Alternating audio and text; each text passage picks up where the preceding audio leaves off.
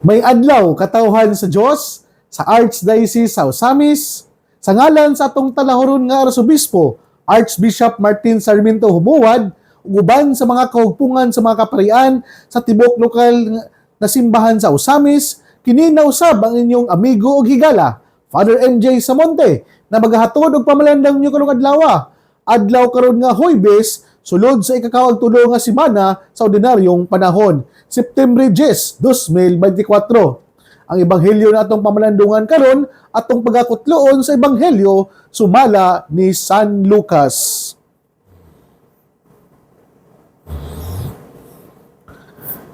Niadtong panahona, mitunga si Jesus sa usa ka bungtod aron pag-ampo ug didto nag-ampo siya sa Dios sa tibuok gabii. Pagkaadlaw na, gitawag niya ang iyang mga tinun-an o gipili niya ang 12 kanila nga ginganlan niyag apostoles. Si Simon, nga iya usab nga ginganlag Pedro, ug ang iyang igsuon niya si Andres, si Santiago ug si Juan, si Felipe ug si Bartolome, si Mateo ug si Tomas, si Santiago nga anak ni Alfeo ug si Simon nga gitawag nga Patriota, si Judas nga anak ni Santiago ug si Judas Iscariote, ang nahimong mabudhion. Sa nakalugsong na sila sa bungtod, mitindog si Jesus sa usa ka dapit nga patag. Kauban sa kapid-an sa iyang mga tinun-an, didto may daghang tawo nga gikan sa tibuok Judea ug sa Jerusalem, ug sa mga syudad sa kabaybayunan sa Tiro ug sa Sidon. Nangadto sila kang Jesus aron pagpamati kaniya ug aron ayuhon sila sa ilang mga balatian. Nangadto usab ang gipangyawaan ug nangaayos sila. Nang ninguha ang tanang tawo sa paghikap kang Jesus, kay gikan kaniya bigula ang gahom nga nag-ayo kanilang tanan. Mga igsuon ang ebanghelyo sa Ginoo. Daygon ikaw o Kristo.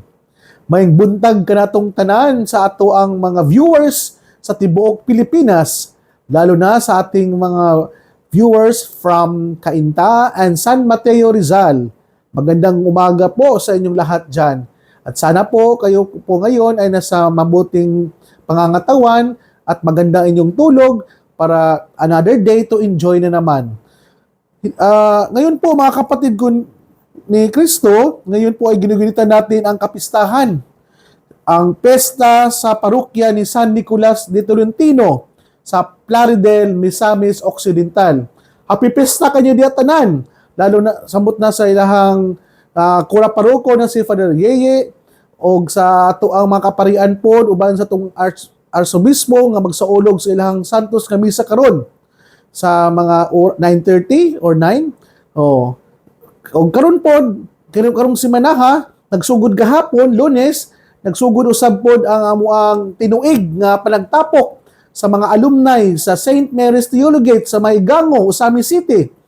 So, welcome sa ato ang mga alumnos sa ato ang maong seminaryo na nagbalik lantaw na usab kita sa ato ang mga kasinatian kadtong giumol pa kita sa sabakan sa tong inahan diha sa St. Mary's Theologate.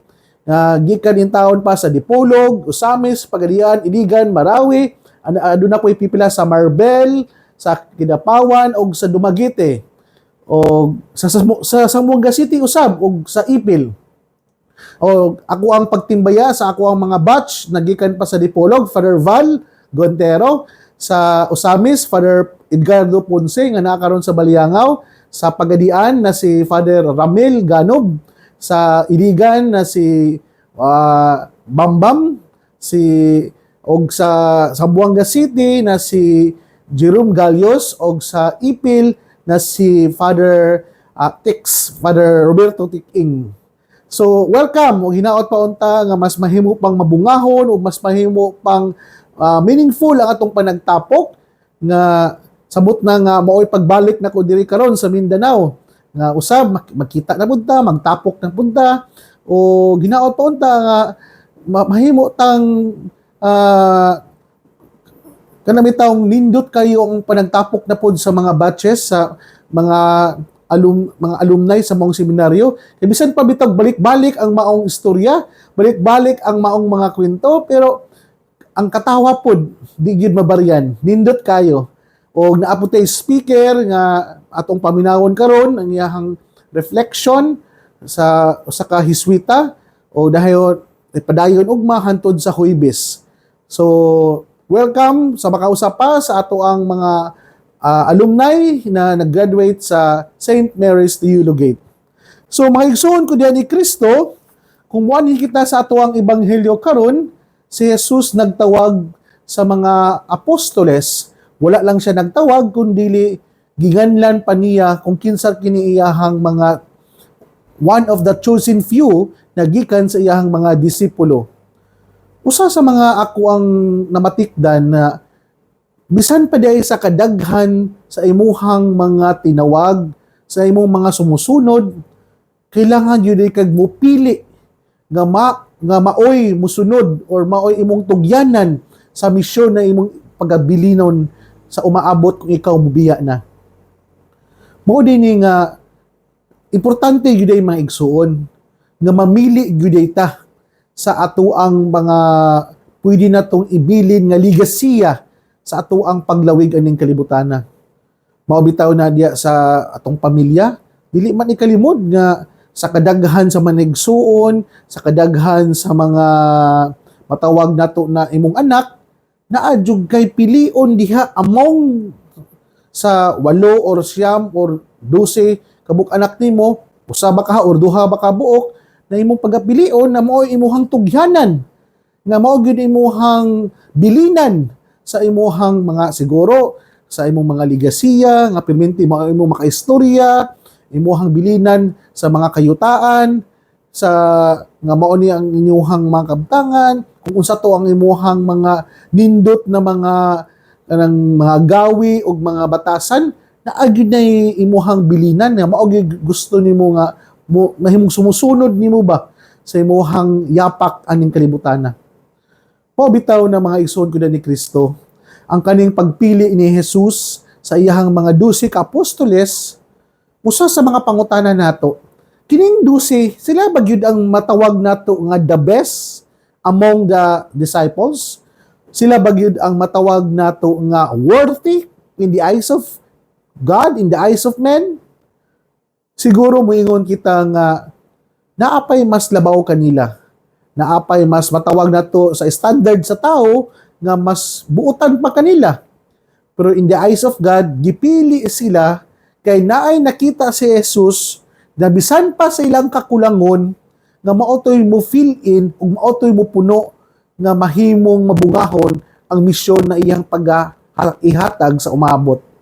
Mao bitaw nga di gyud nako malimtan nga kanang maxim kanunay gyud akong maistorya that God does not call the qualified but He qualifies those who are called. Sa ato pa nagipili sa Dios ang dili ang mga hingpit sa mata sa tao, pero gihimo niyang hingpit ang iyang mga pinili. Magkaninduta kayo, no? Nanindot kayo nga assurance na bisan pa man di ay nga sa standard sa kalibutan, yung standard sa tao, dili ka takos, dili ka angayan, pero kay ikaw gipili man sa Dios, nahimo kang angayan. To be honest, kung i-evaluate lang yung tanan ang kami mga pare, kinsa gud bagun taon mo ay karapat dapat or hingpit or takos. Mao na atong panghawakan mga igsoon. Kay kini man talagsaon nga grasya nagipaambit sa Dios sa iyang mga pinili, isip mga pinili, ampingan pud nato. Dili pud nato sayangan ang pagsalig sa Ginoo dinhi kanato.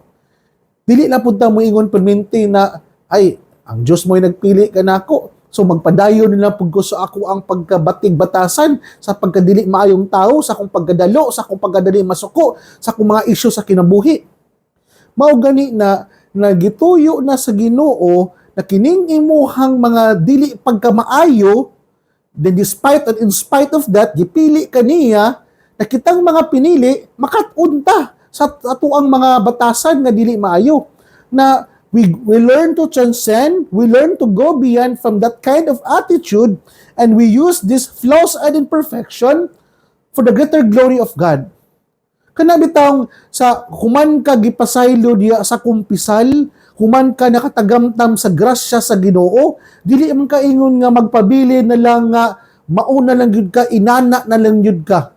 Kanabitang usa sa mga nindot kay nako nga ipangutana gyud sa mga nangumpisal, unsa man ang imuhang nakatunan sa maong sala. Inana pod mga igsuon nga human kita nakasinati sa maong dili maayong pagkakita, then despite of that gihigugma ta sa Ginoo, gipili ta sa Ginoo na usa sa iyahang mga sumusunod, isa sa mga ordained minister, samot na samua mga pare, dili ta magpabilin lang ato. Kabalutang mulatas, kabalutang mugobiyan og sakbasak ningon mo transcend ug bag-ohon nato ang ato mga bati og dili maayong mga pagkatao o batasan kay gitugutan man ta sa Ginoo nga gamito niya para sa iyang gingharian, busa pagpakahimpit mo sa ta, maningkamot ta ba? Nabitaw ng word nga paningkamot sa pagbag-o sa kaugalingon, paningkamot sa paghimo pong hingpit sa mata sa Ginoo, kay kita gipili naman niya ug naapod nato sa tong part nga pilion pod nato ang pagsunod sa iyang kabubuton. Inana unta mga igsuon. So nindot kayo no na humanta niya gipili, humanta niya gibubuan sa grasya. Dana po nato unta na makatunan ang kanang pagpaubos ba na wala matay ang ikapahinambog di aning bukasyon na. We are being ordained, we are being chosen by God because out of love and mercy sa Ginoo. Sa tupad di ay dapat ako mao ni akong ipahimangno kanunay sa akong kaugalingon nga dili dapat nako ibutang ang akong power and authority sa kuang hunahuna sa akong utok. Dapat magpabilin kong mapaubsanon, magpabilin kong mutuman ug maminaw kung unsa ang istorya sa uban, kay tungod ni ana gituyo na siya sa Ginoo nga despite sa imong pagdili takos, gipili ka sa Ginoo para pagpahinumdom kanimo na kanang imuhang pagkapari, kanang imuhang naabot karon, wala nimo na nakuha, wala nimo na siya nakabot tungod sa imuhang personal lang kakayahan, wala nimo na siya nakabot tungod lang sa imuhang kalantip o kamaayo, kundili gitabangan ka sa Ginoo sa imuhang despite sa imong kakulangon, despite sa imuhang mga matawag nato nga imperfection sa imong pagkatao. Nindot kayo nga pahinumdom mga igsuon nga kung perminti nato nga dala-dalaon, perminti nato pahimduman nato ang kaugalingon nga ako nainani ko karon, kabalo ko sa akong katakos, kabalo ko sa akong kakayahan, pero despite of that, mao ni ako ang naabot sa akong kinabuhi, dili ni mabuhat o dili ni siya mahitabo kung dili tungod sa Ginoo. Sama ni San Juan o ni kaning bitawng sa tuang gipista nagsaulog karon na si San Nicolas de Tolentino at the age of 18 nagsulod na siya sa relihiyosong kinabuhi, nagmungha na siya. Then after 7 years naordinahan siya sa pagkapari. So makaingon ta at the age of 25 bata pa kayo si San Nicolas de Tolentino para mahimong pari sa simbahan. Tanawa ha? I-compare nato ang 25 years old na San Nicolas de Tolentino o mga 25 years old na mga kabataan karon. Mingon bita nga daghan ba kay mga kabataan ba karon at the age of 25? Wala pa sila kabalo kung unsa ang ilahang tumong og tinguha aning kinabuhi. At the age of 25, daghan pa kayong mga kabatan-unan na wala pa nila nakita kung unsa ang misyon na gitagana sa Ginoo diya sa ilang kinabuhi. Mobi na ang sad reality karon mga igsoon biya nga daghan na karon ang mga kabataan nga nagkatigulang, na ginahinay na og kanang kabot sa ilahang mga propesyon, pero bisan pag nakahuman na sila eskwela, nagmasteral na sila, pero wala gyapon nila nakita kung unsa ang meaning and purpose ngano ilahan ni gibuhat. Pero look at San Nicolas de Tolentino at his young age. Klaro og tataw na niya kung unsa ang purpose sa iyang kinabuhi. Mao bitaw na nahimo siyang patron saint sa mga sacred souls. Sa iyang prayer, sa iyang penance, nga siya kanunay nangamuyo diha sa mga kalag sa purgatorio, na kabulog yun siya na at the end of our life, we are not a permanent in this world, nga ato ang kinabuhi, we are both body and soul, na ato ang kalag nga mo ay moatubang sa final judgment. Ang uban ni ini dili man gyud totally makasulod dayon didto sa gingharian sa Dios, kay kailangan pa og purification dito sa purgatorio. Mao na iyang apostolate, mao na iyang gitagag pagtagad to purify the souls in purgatory. Pagkanindot kay ang assurance naman pod nga naas ang mga kalaga na nasa purgatorio, nga kining mga kalaga way lain padulngan kun dili padulong sa langit. Ug mao na iyang gitagag pagtagad na pag-ampo sa mga kalag sa purgatorio. Tanawa, ug mao mo'y nakapasantos kaniya kay tungod niya na nahimo siyang minampuon, kanunay siyang nag-administer sa sakramento sa kumpisal. Nindot ba kay ni mga igsuon ay kanang usahay bitaw, ang maminaw ko sa mga nagumpisal, I cannot deny the fact na dili lalim. Dili lalim ang pag-administer sa sakramento sa kumpisal. Kay tungod naay mga sala usahay nga bugat paminawon, naay mga sala usahay nga murag bitaw maghatag og burden og kahasol sa kuha mismo. Pero ako, at the end of sa iyang pagkumpisal, gihatagan niya po na ko siya assurance na bisan pa sa iyang pagkamasasala, bisan pa sa iyang sa iyang mga kasalanan nga na nabuhat, mas dako gyapon ang gugma sa Dios, gipasaylo gyapon siya sa Dios, ug dapat tapon niya pasayloon ang iyang kaugalingon. Kitang tanan gidasig na hinaot paunta nasama ni San Nicolas de Tolentino, nakita po sa mag-ampo para mahimong sagrado ang atong mga kalag. Dili na tuhulaton pa nga mamatay ta para iampo ang atong mga kalag. Nga dinhi pa lang ta sa kalibutan, maningkamot na ta ng atong mga kalag nga naakaron nga nauban sa to ang lawas.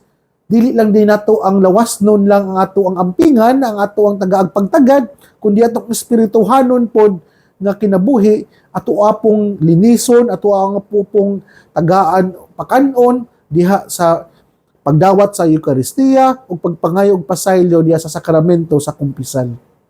So mga igsoon ko ni Kristo, balikan nato ang ebanghelyo nato karon sa pagpili ni Jesus sa 12 ka apostoles, ning dumog pod ang mga tao para pagpangayo og kanang kaaliman nila. Katong mga nanay sakit, katong mga gipangyawaan nga nagpasabot nga ang power and authority ni Jesus dili anday pag-alim sa lawas nun nga sakit, kundi paghatag pod niya og otoridad sa mga espiritu nga misulod sa atong lawas. Na may usahay nga kaning espiritu sa yawa nisulod sa tua, kay ngano man kana bitang tao nga nagbuhat og kanang mga sala, mao na siya ang mahimong og vulnerable og mahimong receptive sa kanang demonic possession. Mao na nga importante kay mga igsuon na kaning kung si Jesus mismo nagpaayo o giayo niya ang mga masakiton, pinaagi sa pagpagawa o pagpalayas niya sa mga nayawaan, sa mga o pag-alim niya sa mga masakiton, simple kayo nga kitagi pahinamduman na mubalik na usab kita sa paglimpyo pod sa ato ang kaugalingon. First, by attending the Holy Mass.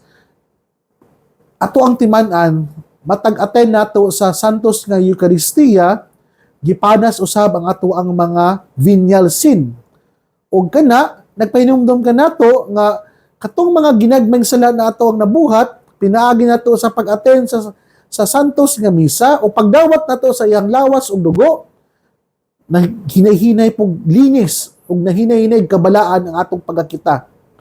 Ug samot na po dun sa frequent ang ato ang pagpangayo og pasaylo diha sa kumpisal, dayon inubanan pag yun sa ato ang panaad nga dili nato pagausbon with full of remorse, full of resentment ang ato ang pagpangumpisal. Diya makaingon gyud nga di gyud ta basta-basta nga magsakit sa lawas nun, physical nga sakit, ug di punta basta-basta nga maposes sa demonyo. Mga igsoon ko ni Kristo, nasayod ako sa ato ang paglawig aning kalibutan, daghan tag mga pangandoy, daghan tag mga gitinguha na unsaon nato pagkabalaan. Pero mao lagi na may demonyo nga kanunay nga nagbitik kanato, kanunay naghimo og mga patibong na mahulog na punta sa iyahang sa pagpakasala. Makatunta sa atong mga kasinatian, makatunta sa ato ang mga kaagi. Ngano nakasala man ko ato miagi? Dapat makatun ka ato kung giunsa ka pagbitik sa demonyo, mas mahimo tang mas wais pa kay sa demonyo, mas mahimo tang mas mapagmatsyag pa sa demonyo, ug sunod kita pa ang mas nakadaog, di natutugutan nga makadaog ang demonyo sa na mahulog lang tapirminti sa yahang mga patibong. So mga igsoon ko na ni Kristo, unang punto, na bisan pa man sa atong dili pagkatakos, dili pagkahingpit, pero kung ang Ginoo na gani mo'y nagtawag kanimo, di ka makadili, kay ang Diyos kanunay, mas dako ang grasya sa Ginoo kaysa imuhang mga kakulangon ug mga kasalanan. Ikaduha, sama ni San Nicolas de Tolentino, that at his young age, na nakabalo na siya sa iyang tumong og tinguha og misyon diri sa kalibutan, ug kabalo na siya kung para asa ang iyang kinabuhi. Ikatulo, dili ito tugutan na malunang sa sala ang ato ang kalag, hinahinayon na to glinis kini, pinaagi sa pag-attend sa santos nga misa, ug labi na ang pagpangumpisal. So mga igsoon ko ni Kristo, sa dili pa nako tapuson nato ang pagpamalandong karon, ako ang pagtimbaya sa ato ang mga masakiton diha sa Mars Hospital, labi na sa ilahang hospital director na si Father Dr. Martin Santiago, silang HR director Ate Melky Bayawak, ug sa ato ang mga viewers si Ate Lydel Mondo, Sarah Flores, Kahandi Sabado family, Tita Pat Rojas and family, ug sa tanang mga amigo igala nato nga naminaw karon, mayong adlaw kaniyong tanan. Busa mga igsoon, dinhi na lang kutob, ayaw ka mong kalimot nga ang pulong sa Dios angay gayud nga pamation, pamalandungan ug paningkamutan nga mapuy-an. Bulahan ng tao nga naningkamot nga magpuyo sa pulong ni Jesus, sama siya sa usa ka kahoy nga gitanom daplin sa sapa, kansa ang dahon dili gayud malaya, ug timpo sa timbunga buhatag siyag maayong mga bunga. Hinaot pa unta, nakining atong mga nadungog, kani atong mga gipamalandungan, makatabang kanato sa pagkinabuhi nga balaan, na maoy magdala kanato sa atong gitinguha og padulngan ang gingharian sa langit na gipangandoy sa matag binunyagan. Mga igsoon, ugma na usab, uban sa pangama sa atong mahal nga Birhen nga inahan na si Santa Maria, nga gitawag nga misamisnon, ug ang Birhen sa kuta, ang Dios mga panalangin unta kanimo sa ngalan samahan sa Anak ug sa Espiritu Santo. Amen. Mayong adlaw kaniyong tanan o God bless. Salamat sa pagpaminaw mga igsoon.